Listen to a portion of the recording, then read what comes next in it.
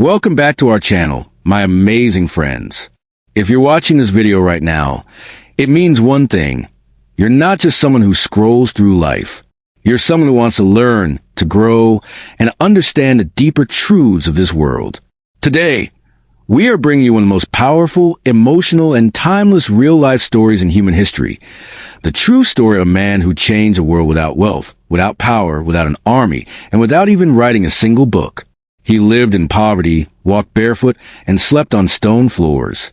Yet, even 2,500 years later, his words still shake the earth.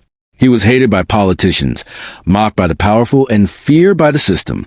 But he did not stop, because all he ever wanted was the truth. His name was Socrates.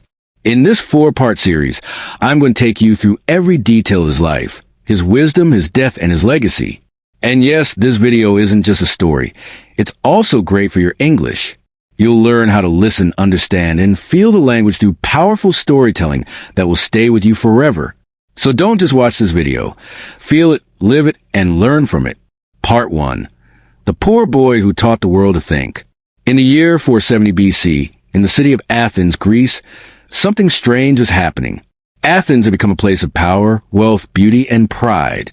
Statues of gods stood tall, marble temples touched the sky, and poets, painters, and warriors filled the streets. But under all that golden glory, something was missing. The people of Athens were forgetting how to think.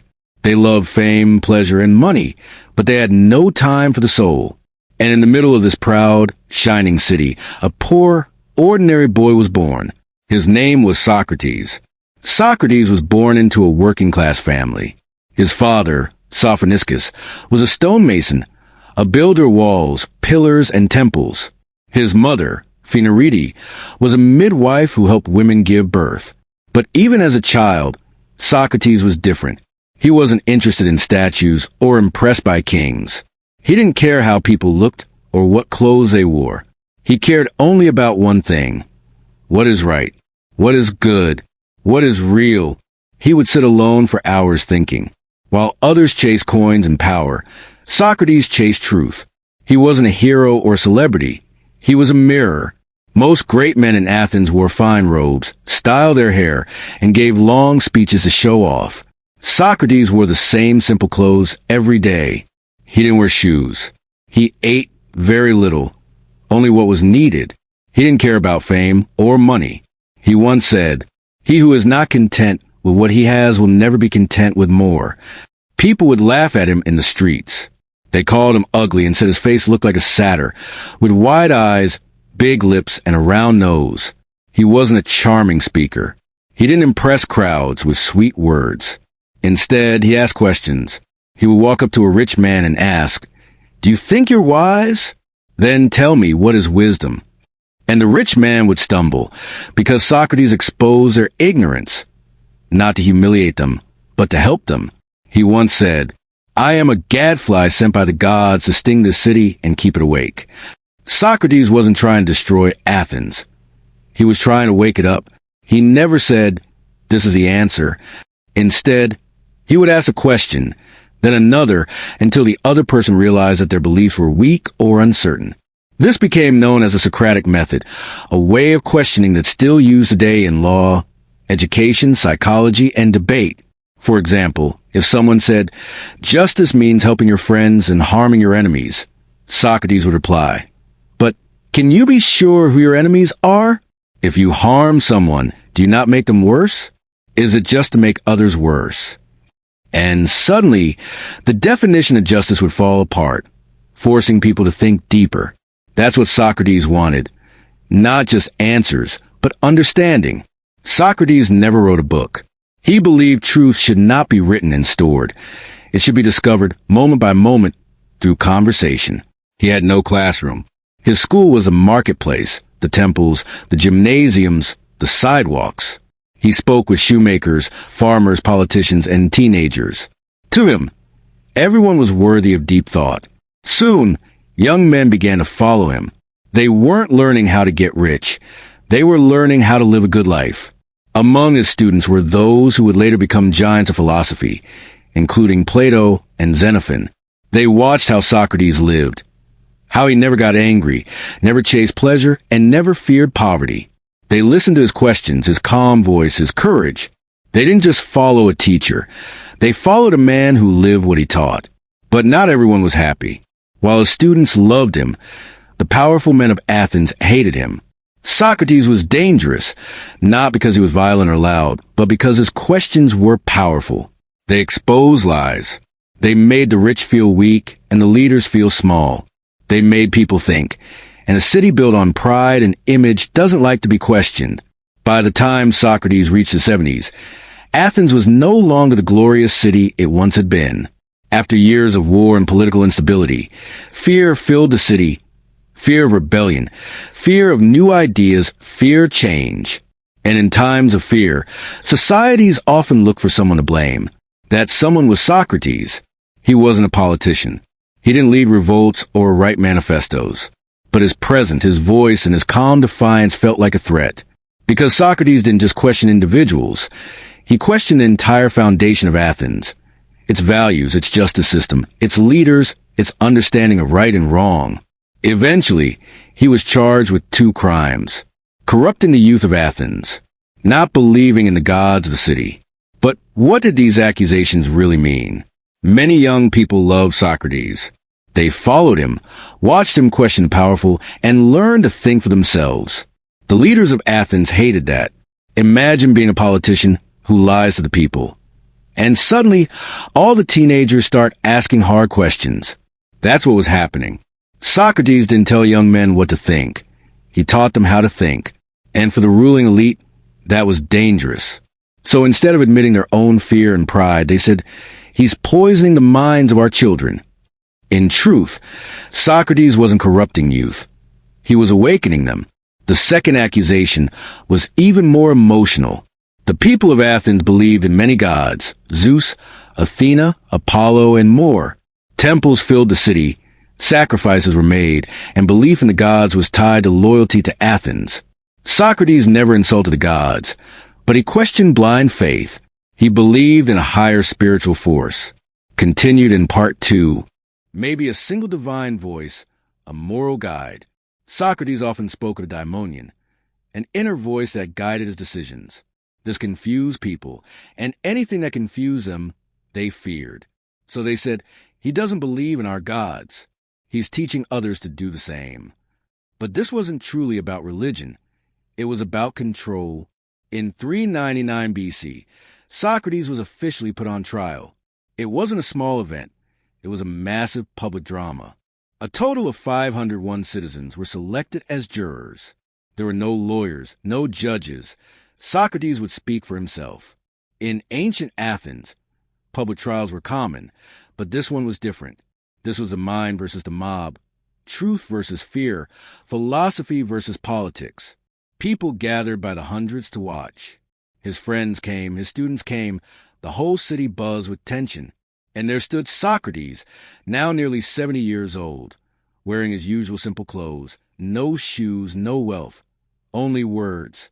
When Socrates rose to defend himself, everyone expected him to beg for mercy, to cry, or to apologize. But what he said shocked them. He didn't beg. He didn't plead. He stood calm, proud, and fearless. "I am not here to beg you for my life," he said. "I am here to speak the truth." He looked directly at the jurors and declared, "If you think I will stop asking questions, challenging lies, and awakening people just to save my life, you are wrong." He explained that he had never corrupted the youth, never disrespected the gods. He only asked people to live with integrity, to seek virtue, and to love wisdom. And then he said something that shook the whole courtroom, words that would echo through centuries. "The unexamined life is not worth living." That single sentence became one of the most powerful quotes in history. It meant that if you live without thinking, questioning, and reflecting, then you are not truly living. You are merely existing. He reminded Athens, "I do this not for myself, but for this city, for the soul of this democracy.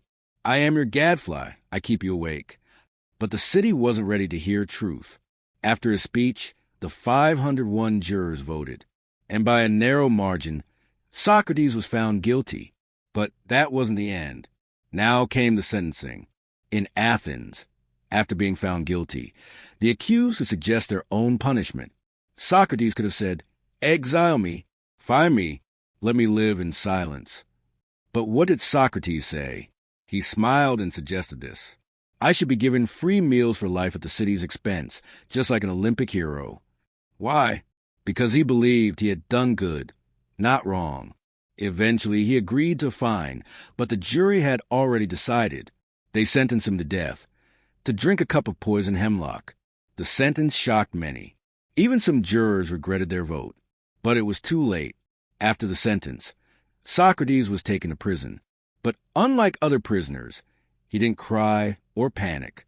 He continued to talk with his friends calmly about the soul, virtue, life, and death. He told them, "Do not fear death.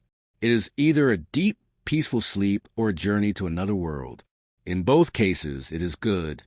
He remained in prison for 30 days, enough time for anyone else to escape. Many of his friends begged him to flee. They had the money. They had the plan. He could live safely in another city. But Socrates said, "No, if I run away, I destroy everything I've ever taught." To him, dying for truth was better than living with fear. And so the city of Athens had spoken. The wisest man in the land was to die, not because he was evil, but because he was honest, not because he hurt people, but because he made them think. As Socrates sat in his prison cell, preparing to drink the poison, he had no idea that his story would echo for thousands of years. The men who killed him would be forgotten, but the man they tried to silence would become immortal. Part 2. Socrates' last day. The poison, the prison, and the peace. The city of Athens continued as usual. Markets opened. Citizens argued in the agora. Sculptors chipped away at marble. But in one small corner of the city, Socrates waited to die. He sat calmly in a dim, cold prison cell, not angry, not afraid. The man who had shaken the minds of kings and teenagers alike was now surrounded by stone walls, iron bars, and silence. But even here, Socrates had not changed. His mind was still free. He continued to do what he had always done, think, question, and teach. For most prisoners, the final days would be filled with fear. But Socrates welcomed his students, friends, and even guards into his cell. And what did they find him doing? Teaching, asking questions, discussing the soul, the afterlife, and virtue. Among his visitors were Plato, his most famous student, who would later write everything we know about these final days. Crito, a loyal friend who begged Socrates to escape. Apollodorus, a young follower known for his deep devotion, and many others who couldn't accept that such a great man was being killed by the very city he loved. They brought him food, wine, and offers of escape, but Socrates refused them all. To him, this was not a tragedy, it was a final lesson. One day, Crito arrived before sunrise. He whispered urgently, "Socrates, the guards have been paid. We can take you out of the city. Friends are waiting. You can live in exile. Please come with me." Any other man would have jumped at this chance, but not Socrates. He looked at his friend and replied calmly, "Crito, what is more important, living or living rightly?" Crito was confused. Socrates continued, "If I escape, I prove that my teachings were empty words, that I don't believe in the laws, in justice, in virtue. I have taught all my life that we must obey what is right, even when it hurts. I cannot break the very laws I taught others to respect." He knew that if he ran, people would say, "See, even Socrates feared death. Even he didn't believe in his own truth." So he chose to stay, not because he wanted to die, but because truth must be lived, not just spoken. On the last day of his life, Socrates spent his time in deep conversation with his students. This dialogue is recorded in one of Plato's most famous works, Phaedo. They spoke about something most people fear, death. But Socrates said something no one expected. Death is not the end. It is a release of the soul from the prison of the body. He explained, the soul is immortal. The body is just a temporary shell. True philosophers should not fear death, because their entire life is spent preparing for it. His students cried, but Socrates remained peaceful. He told them, "You fear death because you think it is the unknown. But is it not more frightening to live a life of lies?" He even joked. Yes, joked. On the day of his death, he said, If I go to the other world and meet Homer and Hesiod, that will be a blessing. I'll finally be able to question Achilles and Odysseus. To Socrates, death was not an enemy. It was a doorway to deeper knowledge. As the sun began to set, the time had come. A guard brought in the poison hemlock, a deadly plant that slowly shuts down the body from the legs upward. Socrates took the cup in his hands. His friends burst into tears, but Socrates looked at them and said gently, "What are you doing, my friends? I asked the women to leave, so this will be a quiet ending. Be brave." He raised the cup. No trembling, no fear, no anger. To be continued. Socrates drank the poison slowly, every drop. Then he walked a few steps. His legs began to feel heavy. He lay down, and a deep silence filled the room. His final request was simple yet profound. He turned to Crito and whispered, "We owe a rooster to Asclepius. Don't forget to pay the debt." This was no random sentence. Asclepius was the god of healing. Socrates was saying, "Death has cured me, not from illness, but from the limitations of the body. Death is my healing." And with that, his eyes closed, his breathing slowed, and the greatest philosopher of Athens was gone. As his soul left his body, the room filled with grief. Even the guards wept. His students were devastated. Some, like Apollodorus, cried out in agony. Others sat in silence, unable to believe what had just happened. Crito gently touched his hand and whispered, "Is he gone?" No reply, only the quiet sound of mourning. Outside the prison walls, Athens continued as usual, but something had changed. The man they feared had died with more dignity and truth than anyone they had ever known. In the days after Socrates' death, a heavy silence hung over the city. Some citizens began to feel guilt. Even those who had voted for his execution whispered, "We have made a terrible mistake." They saw that Socrates had not fought, had not hated, had not begged, and yet he had died more powerful than any general or king. The body of Socrates lay still on a simple prison bench. His hands were calm. His face was peaceful. There was no sign of pain or fear, only dignity. His students, friends, and followers could barely move. They had spent years listening to this man's words. Now there was only silence. Outside the prison, Athens carried on, but something in its soul had changed. People began to whisper, "Was it right to kill the wisest man in the city?" He harmed no one. He asked questions. He lived simply. The same citizens who once feared him were now filled with guilt. Deep down, they realized something terrible. They hadn't just killed a man. They had killed their conscience. That guilt, that shame, that emptiness became the seed of a new beginning. Among those sitting in the shadows after Socrates' death was a young man named Plato. He had been Socrates' student for years. He had watched him ask, teach, walk barefoot, and finally drink the poison with peace. Now Plato felt one thing, responsibility. He knew what Socrates meant to the world. He knew that if no one told this story, people would forget. The powerful would rewrite history. The city would erase its guilt. So Plato made a quiet promise to himself. "I will write everything, every word, every lesson, every conversation. The world must know who he was." From that promise began one of the greatest literary missions in history. Plato started writing a series of texts called dialogues. These were not dry, boring books filled with arguments and definitions. They were conversations, stories, dramas of thought, philosophy told like a play, easy to follow yet deeply profound. In almost all of them, the main character was Socrates. Plato brought him back to life on the page, walking in the marketplace, debating with leaders, questioning poets and priests, teaching the youth, facing death with honor. Through Plato's words, Socrates became immortal. Even people who never met him, never saw him speak, never lived in Athens, now had the chance to listen to him. His voice continued. His questions echoed. His fire burned on in every word Plato wrote.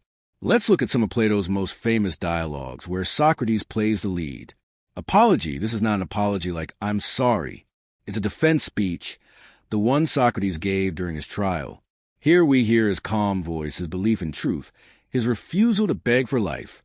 It contains the powerful line, "The unexamined life is not worth living."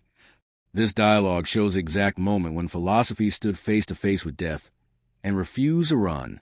Crito. This dialogue shows Socrates in prison when Crito begs him to escape. We hear Socrates calmly explain why running away would betray everything he stood for. It's never right to do wrong, even if others do wrong to you. He says, this simple but powerful idea became the foundation of modern ethics. Phaedo. This is perhaps the most emotional of all. It takes place on the final day, the same day Socrates drank the poison. In it, he discusses the soul, life after death, and why death is not to be feared. He calls the body a temporary prison and says that a good life prepares the soul to leave it peacefully. Phaedo is not just philosophy, it's poetry for the mind. The story of a man who looked at death and smiled. But Plato wasn't the only student of Socrates. Another was Xenophon, a soldier, historian, and devoted admirer. While Plato focused on deep philosophical conversations, Xenophon focused on Socrates' everyday character. He showed Socrates teaching moderation, living simply, being kind to strangers, giving advice to friends, and always practicing what he preached. Xenophon's writings remind us that Socrates was not just a brilliant mind. He was human, a man who smiled, joked, helped others, and lived with simplicity. Even though Socrates was gone, the flame of his ideas began to spread across the ancient world. Let's pause and understand, in simple words, what he truly gave to humanity. 1. The power of questions. Before Socrates, people thought wisdom was about giving answers, but he showed that real wisdom begins with asking questions. I am wise because I know that I know nothing, he said. This is called intellectual humility, knowing the limits of your knowledge. It teaches us to stay curious, challenge assumptions, never blindly follow tradition, and think for ourselves. Even today in universities, courts, and classrooms, we still use the Socratic method, learning through questioning. 2. Virtue is more important than wealth. Socrates lived in a city full of rich merchants and powerful generals, yet he said, an unexamined life chasing pleasure, money, and fame is empty. He taught that the greatest goal in life is virtue, living with honesty, courage, and justice, not having things, but being someone. This idea inspired Christianity, Stoicism, Gandhi, Martin Luther King Jr., and millions who chose truth over comfort. 3. The soul matters more than the body. In a world obsessed with war, power, and beauty, Socrates reminded humanity to focus on the health of the soul. We are not just flesh. We are not just machines. We have consciousness, reason, and moral choice. This reshaped how future generations viewed ethics, love, death, and inner peace. Socrates never opened a school. He never charged money. He didn't sell teachings. But his student Plato did. He founded the Academy, the world's first real university, built on a foundation of Socratic thought. From that academy came another great student, Aristotle. And from Aristotle came science, logic, medicine, and politics. So, in a way, from one poor, shoeless man came a chain of thinkers who shaped the entire Western world. Socrates died at 70. He never traveled far, never held power, never earned wealth. But his voice was so honest, his mind so fearless, and his death so pure, that his name lived longer than kings and conquerors. He taught us that your life is not defined by how long you live, but by how truthfully you live. Part 3. The immortal voice of Socrates. By how deeply you live it. Socrates was gone, his body buried, his voice silenced by poison. But strangely, the world was beginning to hear him louder than ever, not through his own words, but through the voices of those who couldn't forget him. And that is where true legacy begins. Some people leave money. Some people leave statues. Socrates left a way of thinking. And over the next 2,500 years, that way of thinking will become the foundation of Western civilization. Then came Aristotle, Plato's student, a man of pure logic, science, and observation. He took Socrates' method of questioning and applied it to biology, physics, ethics, and politics. He would later teach Alexander the Great, who would go on to spread Greek culture and ideas across the world. This chain, Socrates, Plato, Aristotle, Alexander, became one of the most important in human history. Through it, the spirit of Socrates traveled far beyond Greece. Socrates never left Athens, But after his death, his name and teachings began spreading across entire continents. The Roman Empire followed. Many Roman thinkers like Cicero and Seneca were deeply influenced by Socrates. They admired how he lived a simple, fearless life. They studied his method of questioning and tried to apply his teachings to law, politics, and virtue. In early Christianity, many saw Socrates as a spiritual hero, a man who died for what he believed, who lived simply, and who valued the soul over the body. Even St. Augustine, one of the most important early Christian thinkers, studied Plato, and through Plato met Socrates. During the Middle Ages, Socrates was studied in monasteries, cathedrals, and universities. His ideas were translated into Latin and Arabic. Great Muslim scholars like Averroes and Avicenna engaged with Socratic thought. Socrates became a bridge between civilizations, between Greece, Rome, the Islamic Golden Age, and Europe. In the 1400s, Europe entered a period of rediscovery called the Renaissance, meaning rebirth. Artists, scientists, and philosophers began digging through old manuscripts. And who did they find again? Socrates. They read Plato's dialogues with fresh eyes. They saw a man who asked questions, challenged authority, and lived for truth. Socrates became the ideal man, someone who listened more than he spoke, questioned more than he preached, and lived with courage instead of comfort. During this time, Michelangelo painted God reaching for man, but Socrates had already shown that man could reach for truth. Leonardo da Vinci searched for perfection in nature, but Socrates had already searched for perfection in the soul. Galileo and Newton used observation and questioning, methods born from Socratic thinking. The Renaissance was not just about art. It was about returning to wisdom, and Socrates stood at the center. In the 1700s and 1800s, the world entered a new phase, the age of revolutions. People in France, America, and other countries began fighting for freedom, justice, democracy, and truth. And once again, Socrates became one of their heroes because he had already shown the world how to stand up to corrupt power, speak even when silenced, and die with dignity rather than obey lies. In France, revolutionaries admired Socrates' moral courage. In America, leaders like Thomas Jefferson admired Greek philosophy and its love for reason and liberty. Even in India, great thinkers like Rajaram Mohan Roy read Western philosophy and were moved by the Socratic spirit of truth-seeking. Was Socrates only important in the West? No. His ideas began appearing in conversations all over the world. Different cultures had their own spiritual and philosophical traditions. Confucianism, Buddhism, Hinduism.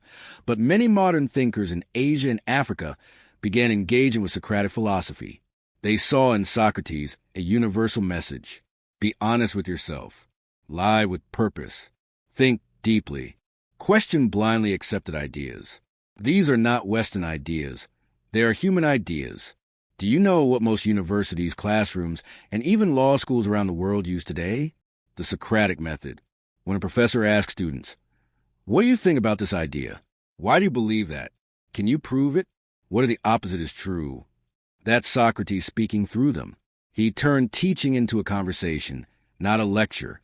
He made learning about thinking, not memorizing. Doctors use questioning to diagnose. Scientists use hypotheses and testing. Lawyers use cross-examination. Teachers use dialogue instead of commands. Socrates lives in every question that makes us smarter. Even today, in every country, there are people like Socrates, people who speak the truth, question the system, make people uncomfortable, and try to help others think clearly. Many of them are punished, just like he was. Journalists are arrested, activists silenced, students threatened, teachers fired, whistleblowers hunted. Why? Because truth is still dangerous, just like it was in Athens. That's why Socrates' story still matters today.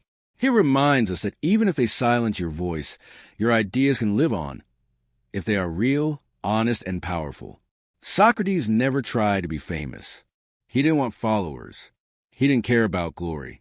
He just wanted people to live better, think deeper, and be more human.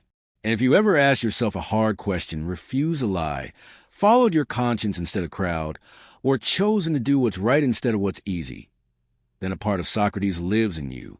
Socrates was executed to silence him, but that death became a louder voice than any speech. His life was not about shouting. It was about asking. His death was not about fear. It was about peace. His legacy was not about power. It was about truth. And as long as truth matters, as long as humans think, as long as one person dares to speak against a mob, Socrates is still alive. Socrates died long ago, but he is not gone. Every time someone questions the system, chooses honesty, lives simply, faces fear with peace, speaks even when it's dangerous, or thinks of themselves, Socrates is alive. He was not a god, not a prophet, not a warrior. He was a human being, just like you, and that is the most powerful message of all. If one simple man in sandals, with no money and no power, could change the course of human thought forever, then what about you? What truth is inside you? What fear must you face? What lie must you question? What courage is waiting to be born? Let the story of Socrates remind you that you don't have to be perfect, rich, or powerful. You only have to be true, and the world will remember you.